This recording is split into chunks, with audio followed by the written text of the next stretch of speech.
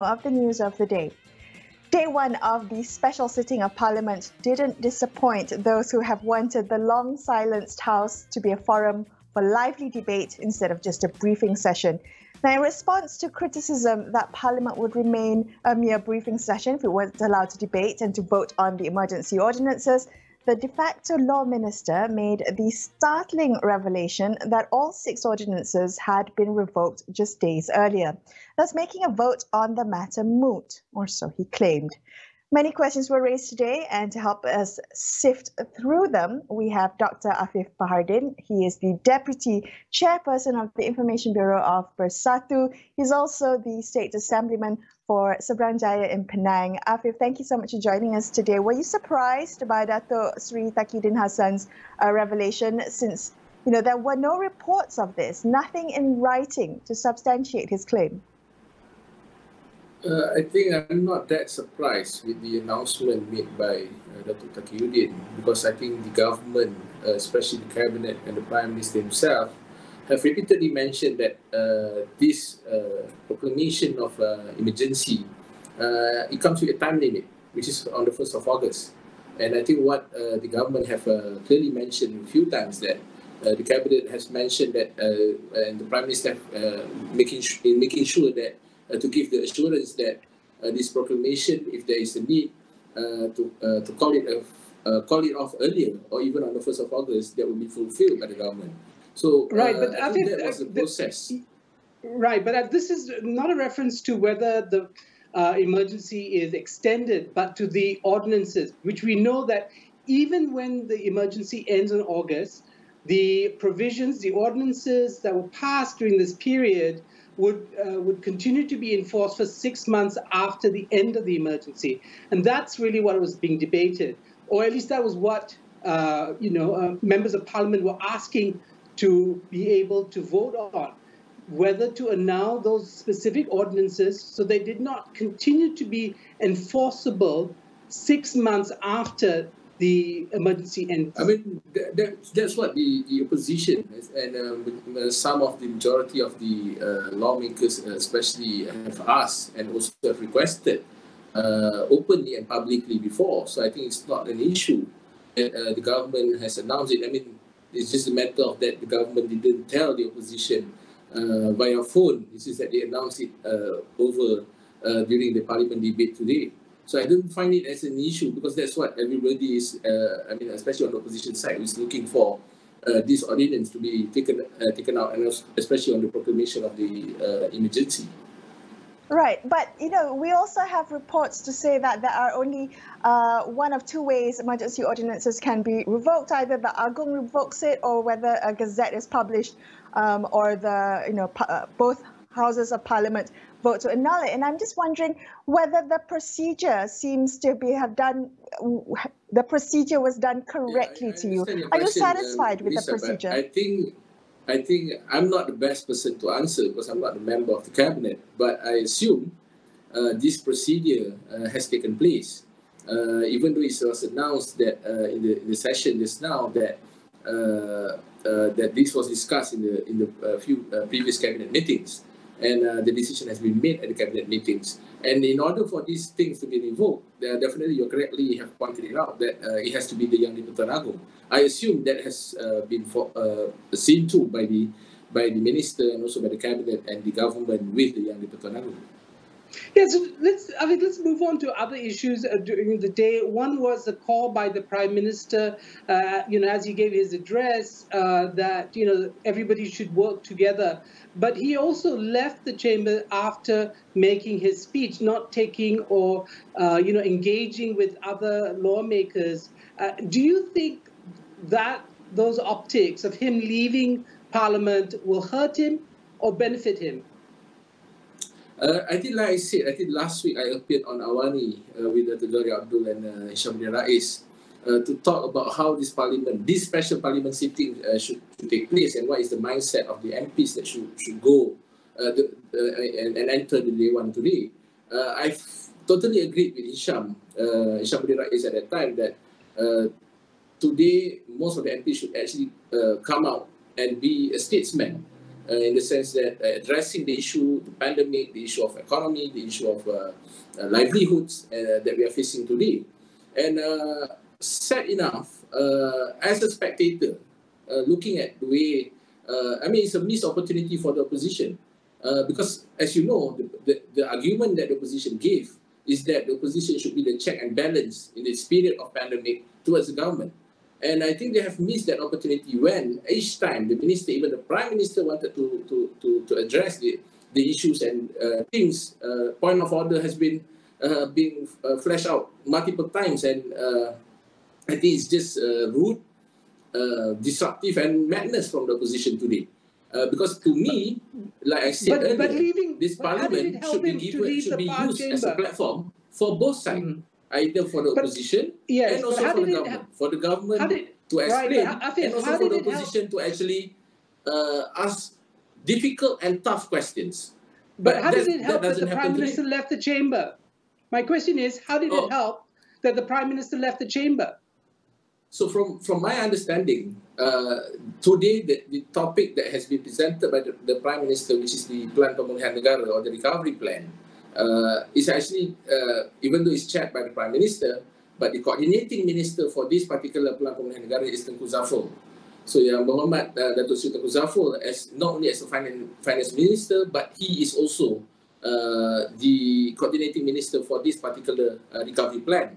So I think it is normal practice in certain in any parliamentary discussion, even at the state assembly level, where as if you look at the standing order, all the ministers are answering questions on behalf of the Prime Minister or even of the Chief Minister. So I think this is not something of a big issue. I mean, probably the opposition were upset that they're unable to interrupt and also disrupt the Prime Minister answer in the evening.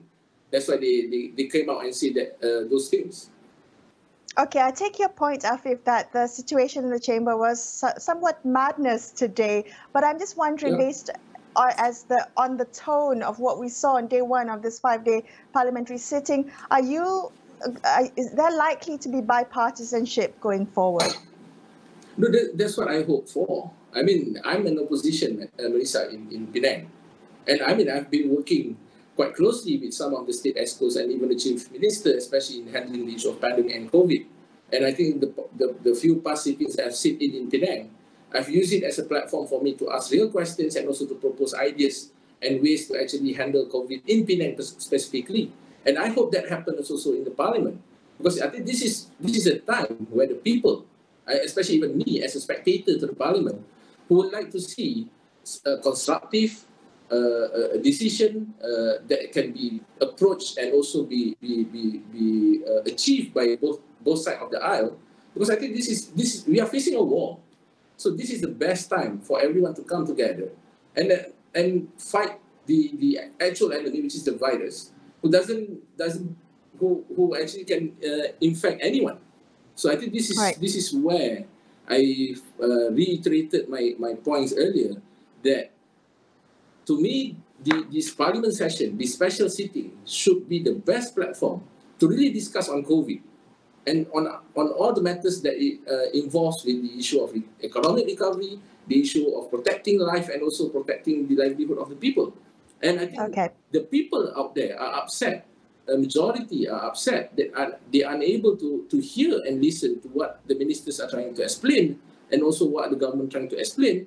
And they are also upset because the opposition did not raise serious and, I would say, tough questions that will be able for them to answer some of the grouses and also the expectation that they have outside.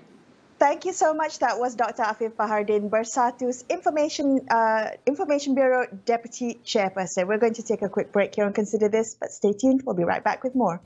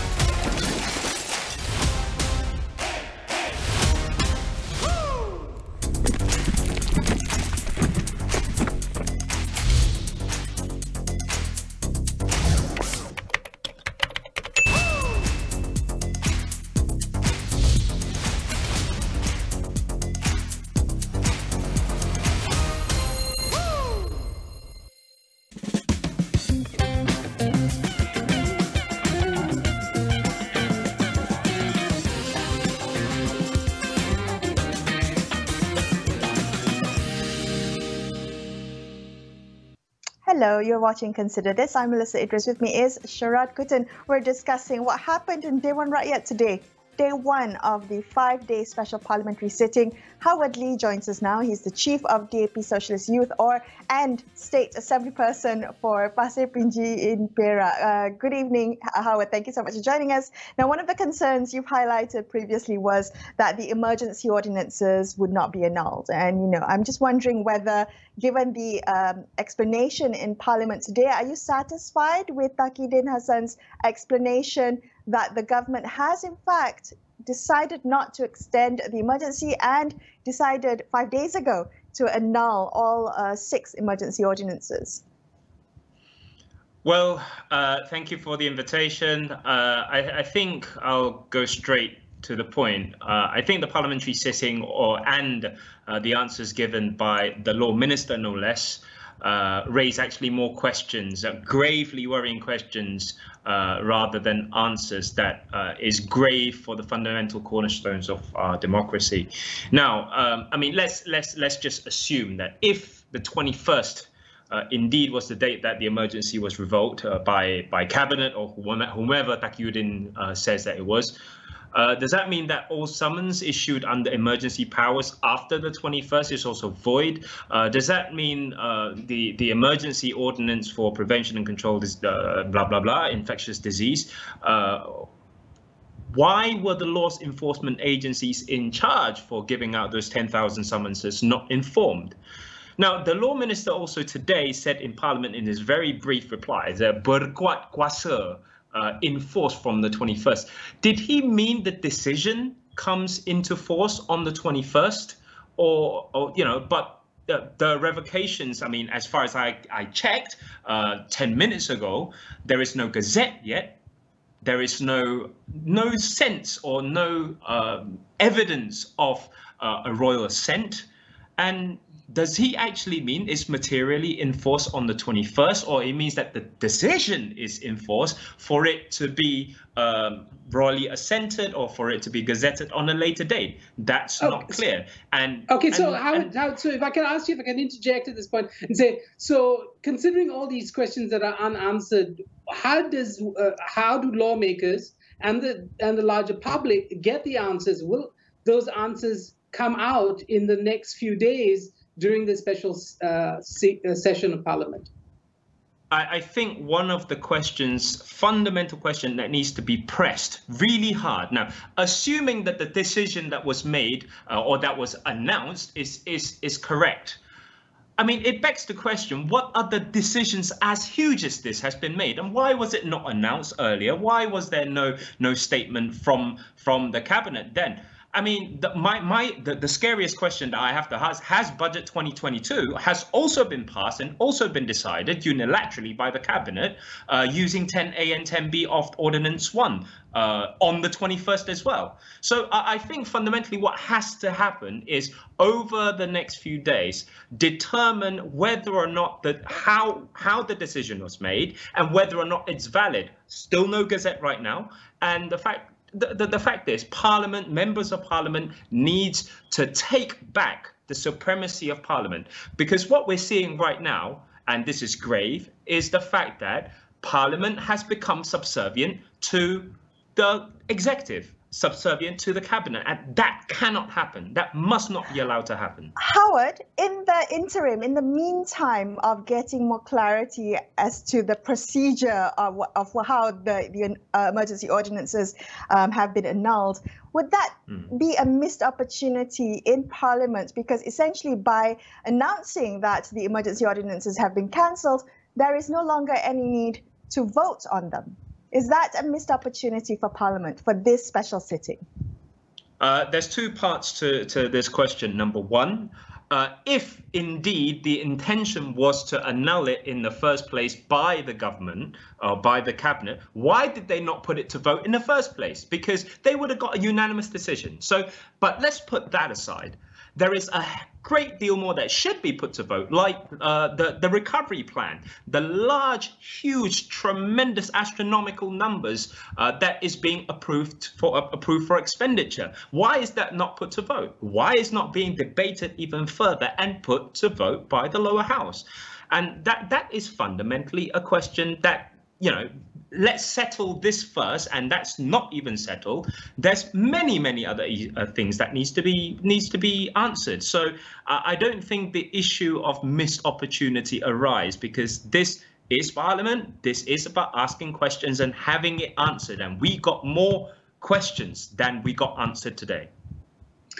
Howard, how do you propose the federal opposition take back power? How does it reassert parliamentary supremacy, or at least a balance of power between the different arms of government?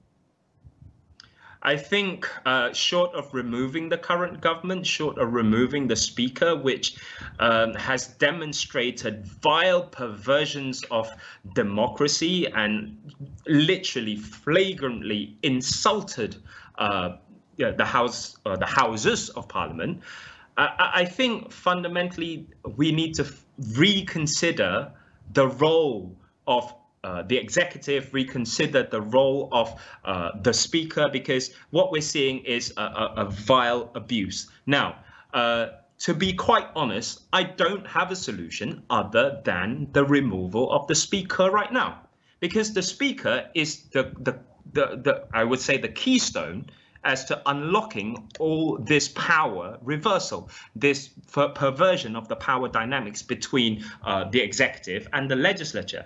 And I think the speaker needs to be removed.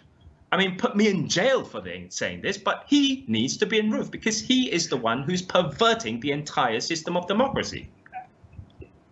Can you remove him? I mean, what would the mechanics look like to remove At Harun from his position?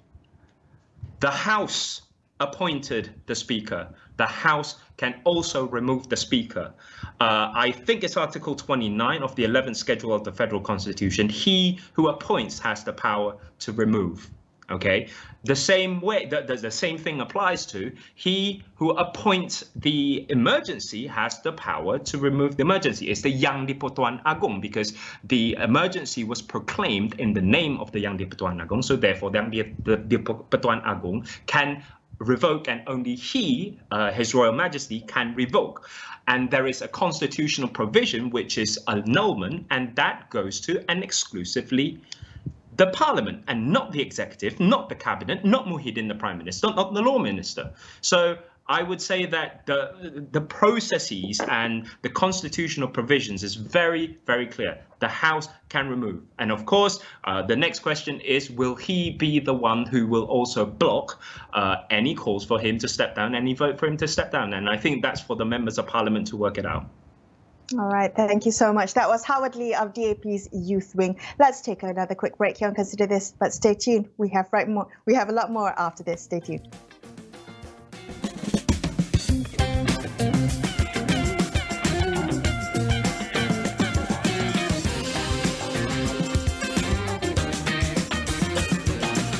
Selangor Darul Ehsan, the country's leading GDP contributor, with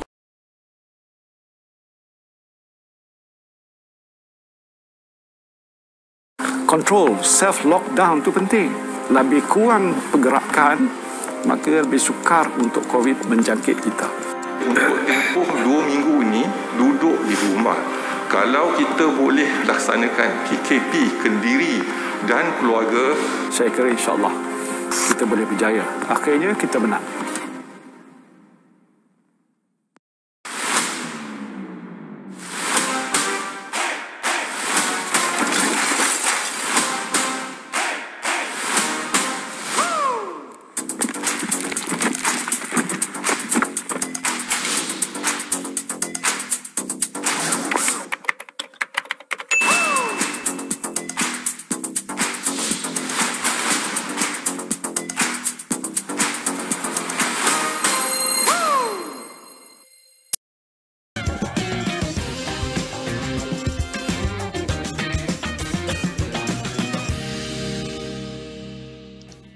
Hi, thanks so much for staying with Sharaad and I on Consider This. University Malaya's political analyst Dr. Hamid joins us on the line now to share his views on day one of the special sitting of Dewan Rakyat. Dr. Hamid, thank you for joining us today. And I'm just wondering what you made of that shocking revelation today that the government had decided 5 days ago to void all 6 emergency ordinances? Hi, Melisa. Hi, Sharaad. Thank you. Thank you for having me tonight. Yes. In regard to your question, Melisa, I'm still pinching myself, actually, asking myself, where am I at this particular moment of history? Because it's really much a deja vu for me almost 30 years ago when I lived in Africa doing my research in African history. And what's happened in some particular African state is happening in my own country now, where to some extent there is no regard of law and rules and regulation, particularly in terms of what happened in the parliament today. So it is a shock in my point of view, where all the conventions, all the tradition of rules and regulation, especially in terms of the parliamentary process, were totally ignored today by the government of the day. So, Hamidin, one of the great mysteries was if the government had in fact revoked or made a decision to revoke these ordinances 5 days ago, why in the order of things to be debated or papers to be laid before the House were those ordinances, presumably already revoked, put there? And so, there seems to be these contradictions in the narrative that the law minister has put out, and the timeline doesn't work. I mean, how do you make sense of that particular factoid? If we really follow the debate from the first opening of by the speaker at Harun. In the morning, we notice that governments are very much not in the good position in defending, not to call for votes for any of the usul, and also being questioned about the agenda of the parliament and how it's contradicted the constitutions of the country. I think you can see that most of the heated debate in terms of that. For us, for analysts, we are very much. What happened today create a lot more question in regard to that. We are very much questioning, is this a part of strategy? If that's so, how and why? As you said just now, nothing out of the blue suddenly Taqiyuddin announced that everything was announced, but on the 21st. And interestingly, in my point of view, Howard just now mentioned, and most of the people also in the social media, even some expert in legal framework of the country indicate that's the only Tuan Agong. It must be gazetted. It must be by the AG. And all those process was not even, we didn't see that thing happening. So with that, does that really affect what been declared by Taqiyuddin? Can I just ask you? So the opposition has called for the debate and the voting of the emergency ordinances. Have cited how dangerous it is that emergency ordinances may even continue after 6 months after the emergency ends. So now that the government has announced it has decided to annul the emergency ordinances and to end emergency on August 1st, why isn't that welcomed news? I think it's not so much of the welcome news that we are talking, Melisa. I think is about the whole things of democracy. This is where the supremacy of parliament is very important for us to create a legitimate government, legitimate way of ruling the country. So this is very much what happened today is where the executive, especially the cabinet, really undermine the supremacy of parliament, which I think is very bring us to the very much a very not good trajectory in the future. So, in my point of view, what happened with Taqiyuddin announcement is very much indicate that governments of the day today is very much not comfortable with any effort to have a voting in the parliament. I think this is very much a clear indication that government have no majority. So because of that, in my point of view, they are willing to pull a carpet under the leg of opposition by declaring, in my point of view, all the ordinance was null and void by the 21st. And Hamid, one of the other aspects of today's thing was actually the recovery plan. The Prime Minister did say he wanted to unite or lawmakers in an effort to deal with the crisis. But at the same time, he left the chamber and left it to the finance minister. That seemed to go. Was that proper? I mean, was it odd to you that the Prime Minister would lead the chamber? Yeah. I think that Tusiana Ibrahim was rightly point out that it is first time in Malaysian history where Prime Minister delegates his own responsibility. In my point of view, Tan Sri Muhyiddin should stay and answer and really stand as the Prime Minister, show his leadership, show his charisma as a leader of the government, that he is the one that is responsible. Remember, he is the Prime Minister. But because of that, in my point of view, it gives a very big question mark about his ability not only to control his cabinet, but also to face the opposition. So this is show that he is a very much not in the good and strong position to face whatever happen in the parliament. Hamidin, some critics have pointed to the toxic tone that was demonstrated in Parliament today, and I'm just wondering whether this is a precursor for the next 4 days of the parliamentary sitting. Will the next 4 days even matter given the bombshell that was dropped on us this morning? Okay, I do expect a lot more bomb will be dropped in the next couple of days. I think I do believe that governments are very much in a desperate move to make sure that everything have to be fall to their side without have to do the voting of the matters, which in my point of view will make a very small room for them to maneuver. I think so. This is where the government really have to be careful.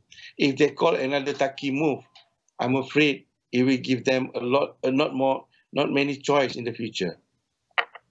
What do you see happening in September? Has the government just, as it were, kicked the can down the road? It will have to confront an open parliament in September, and there maybe it will meet its Waterloo. Yeah, I think this is very much a prelude to what we expect going to happen in September.